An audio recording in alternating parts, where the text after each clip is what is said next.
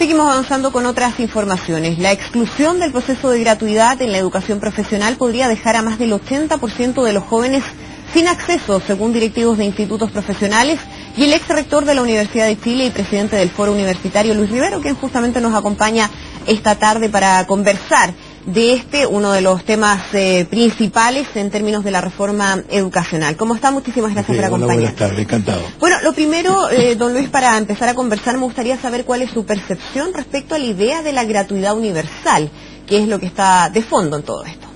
Yo creo que la idea de la gratuidad universal, diríamos, es bastante ideal para un país como el nuestro, que tiene un ingreso per cápita todavía relativamente bajo, pero es bastante inalcanzable. Claro, cuando son 200.000 estudiantes o 300.000 en el sistema de educación superior es algo posible, pero nosotros ya tenemos más de 1 millón de estudiantes en la educación superior. Y por lo tanto la cantidad de recursos que eso demandaría, no son alcanzables en este minuto. ¿Es sobre poco todo realista entonces? Yo creo que es poco realista ponerlo en esos términos, ¿no es cierto? Gratuidad universal.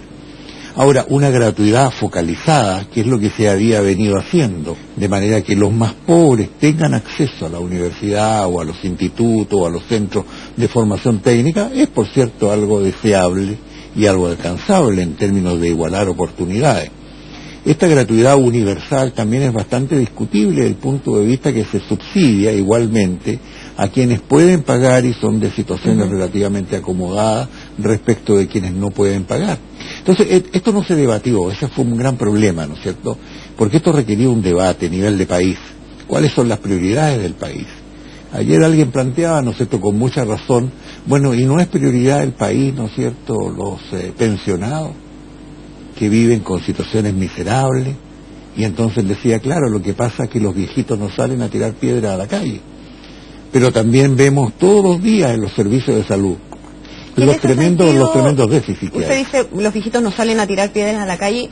¿Cree que se cedió demasiado a las presiones de lo que fue el movimiento estudiantil, el peso que tuvo? Pero yo creo que las presiones del movimiento estudiantil nunca estuvieron explícitamente en esta dirección.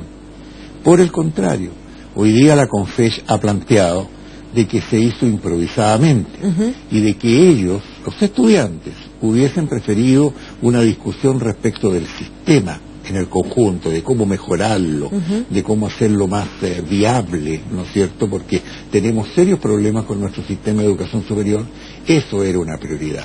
Por lo tanto, este anuncio como que vino encima de eso, y yo veo, digamos, que el Ministerio de Educación dejó toda su agenda de reforma, por este tema de la gratuidad, que absorbió todo, digamos, y yo creo que aquí entramos, y ese es el gran problema, en un camino que, aunque esto esté equivocado, así como se implementó, ya no tenemos posibilidad de volver atrás. Exactamente, y hay que ponerle más y más recursos, ¿no es cierto? Lo mismo nos ocurrió con el Transantiago, por eso yo he hecho esa comparación, ¿no? Ya, ahora vamos a hablar del proyecto que se ha implementado o lo que se está discutiendo todavía, ¿no? Pensando en esta glosa presupuestaria para el próximo año, para resolver esta promesa para el próximo año, pensando que todavía la reforma propiamente tal no se resuelve y no hay todavía claridad en relación a eso. Un anuncio que tuvo varios cambios en el camino además, en términos de cuál era la cantidad de alumnos y estudiantes que se iban a ver beneficiados, pero finalmente se decide por establecerlo en un 50% de los alumnos de las universidades del CRUT y otras bajo ciertas condiciones. ¿A usted le parece que esa es una mala forma de resolver esta situación que ya, como nos decía, le parece complicada? Yo creo que no ha sido la forma más adecuada. Yo, francamente, habría propiciado un poquito más de discusión y para eso hubo tiempo. Lo que pasa es que, en mi percepción, esto se hizo a última hora. ¿Ya? Hubo tiempo, este gobierno lleva bastante tiempo, ¿no es cierto? El Ministerio de Educación, en materia de educación superior, prácticamente no hizo nada en todos estos primeros 2 años. Por lo tanto, había tiempo, digamos, para discutir más profundamente este tema. Porque esto se lleva a través de una glosa presupuestaria. Una glosa presupuestaria no es el mecanismo para legislar sobre algo tan complicado y que tiene tantas reglas, ¿no es cierto?, y excepciones que van a hacerla bastante compleja de aplicar. Entonces creo yo de que debió haberse partido por otro camino, que es el que sugerimos en su oportunidad, que era el de poner los recursos en las becas. Porque las becas están focalizadas porque van a los estudiantes más pobres, no discriminan, porque si un estudiante es pobre hay que ayudarlo. Y si el estudiante no es pobre, entonces es una segunda prioridad. Independiente del establecimiento que escoja. Independientemente, porque yo no puedo, y esto es un grave error de lo que se ha hecho, legislar sobre los establecimientos por la vía de castigar a sus estudiantes.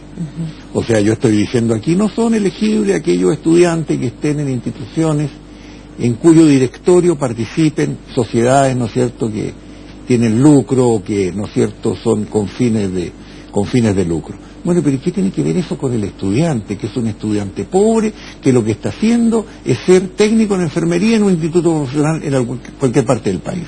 Entonces yo creo que ese es el grave error y por lo tanto aquí se ha discriminado de una manera que a mí no me parece apropiada a los pobres. Ahora, pobres clase A y pobres clase B. El argumento de esa discriminación tiene que ver, o por lo menos lo que se ha planteado, es que no se pueden entregar recursos públicos a instituciones que lucran, por ejemplo, o a instituciones que no dan ciertas garantías mínimas de calidad y que han terminado con situaciones bien bochornosas. Bueno, ya conocemos algunos casos.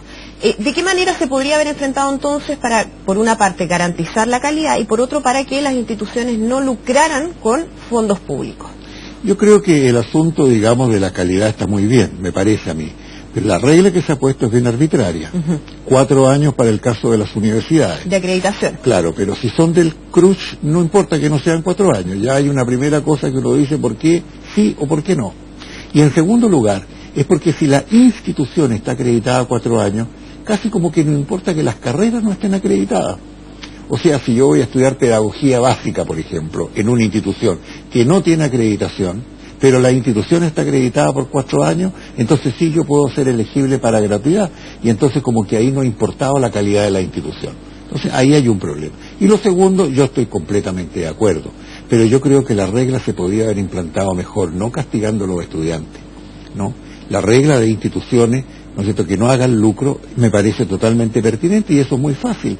Basta hacer una ley corta que permita a las instituciones que hoy día tienen fines de lucro, porque así se crearon, que sean instituciones sin fines de lucro. Pero no se ha permitido tampoco eso. Entonces eso, claro, contribuye un poquito a esta inequidad que estamos introduciendo y que nos va a cobrar severos problemas el próximo año. ¿De qué manera? ¿Cuál cree usted que va a ser el efecto más visible el efecto en más este primer visible, año? En primer lugar, porque son los rectores de las instituciones los que tienen que determinar cuál es su 50% más pobre y cuál no. Ya tenemos un problema.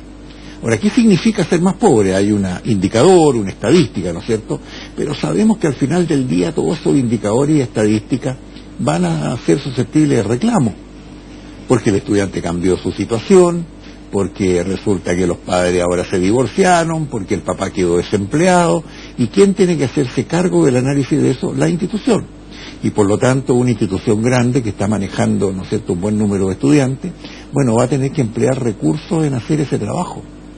El trabajo de tener asistentes sociales, de verificar si las declaraciones son ciertas o no ciertas, ese es un primer problema. Y el segundo problema es que es muy ingrato decirle a los primeros 50, usted sí, y decirle a los otros 50, usted no. ¿Y qué pasa con el número 51, el 52, el 53? O sea, se va a crear aquí, digamos, un conflicto, y obviamente también la solidaridad con aquellos estudiantes que no están siendo cubiertos por esta parcialidad, que es bastante parcial por lo demás. Bueno, y el otro efecto evidente es que a las universidades o a las instituciones, institutos profesionales y centros también, no les van a dar todos los recursos, o sea, se les va a dar, ¿no es cierto?, un porcentaje de lo que cuesta el arancel, y por lo tanto hay algo que tiene que cubrir la propia institución. ¿Y cómo lo hace la institución? Como dijo el rector de la Universidad Católica en una declaración, bueno, tiene que contratar menos profesores o pagarle menos a los profesores, hacer menos inversión en medios, ¿no es cierto?, pedagógicos, en laboratorios, etcétera. O sea, este asunto de la calidad, digamos, se ha mirado solamente de un lado. Y ha no faltado claridad con respecto a esa información, porque una de las quejas también que se han escuchado tiene que ver con que no se va a definir cuáles son los montos que se va a entregar o asignar a cada universidad o instituto, sino hasta abril del próximo año, cuando ya las clases estén funcionando, andando, los alumnos estén inscritos, por lo tanto las universidades no van a saber con qué recursos van a contar hasta esa fecha. Eso me parece totalmente impertinente, digamos, porque yo me recuerdo un juego de niños, ¿no es cierto?, la pieza oscura. Entonces uno entraba a una pieza donde no sabía de dónde le venían los golpes, ¿no? Esto es como que los rectores y las instituciones entran a una pieza oscura y solamente en abril del próximo año sabrán cuánto le cubre, o sea, cuánto va a ser su déficit y por lo tanto qué problema es el que va a tener. Y en consecuencia va a ser obviamente una fuente de disputas, de conflictos, que se podía haber evitado, ¿no es cierto?, si esto se hubiese estudiado y aplicado con más cuidado. Y aquí hay otro tema que me parece también muy importante subrayar. El porcentaje de estudiantes pobres es mucho mayor en los institutos profesionales y los centros de formación técnica. Y estas son las instituciones menos cubiertas por esto, por lo tanto lo estamos castigando sobremanera. Y adicionalmente, cuando uno mira al interior de estas instituciones, la mayor parte de ellas está fuera de Santiago. O sea, esta es una legislación que favorece a Santiago versus, ¿no es cierto?, al resto del país. Me parece que esa es una dimensión que tampoco se ha cuidado y que nos va a traer enormes complicaciones indeseables para el próximo año. ¿Y podrían resolverse esos problemas no ya pensando en el próximo año, las decisiones que se tomen, sino que pensando en la modificación legislativa o la reforma de fondo que se está pensando hacer en términos de la educación superior ya para 2017? Yo creo, digamos, de que es bastante difícil discutir reformas a la educación superior cuando algunas cosas que había que reformar ya se están haciendo parte del sistema a raíz de esta glosa y de la forma de aplicar la gratuidad. Por ejemplo, una de las cosas que el Ministerio dijo que iba a abordar era institucionalidad. Eso tiene que ver con consejo de rectores y no consejo de rectores. Bueno, eso va a quedar así porque ya la regla consejo de rectores tiene vida propia y se ratifica, ¿no es cierto?, lo que hemos venido haciendo por los últimos 40, 50 años. Del mismo modo, acreditación, también se dijo, hay que cambiar la acreditación.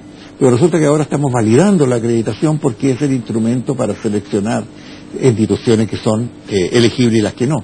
O sea, creo yo, digamos, que lo que estamos haciendo es inmovilizar en aspectos bien esenciales, ¿no es cierto?, y además que no tenemos tiempo para que las instituciones el próximo año, que van a tener que estar preocupadas de estos temas, no estén preocupados de los temas más importantes, que definir contenidos, calidad, diseño del proyecto educativo, ¿no es cierto?, todos estos temas que tienen que ver con el infaltable tema de calidad que ha sido tan poco abordado en el país explícitamente.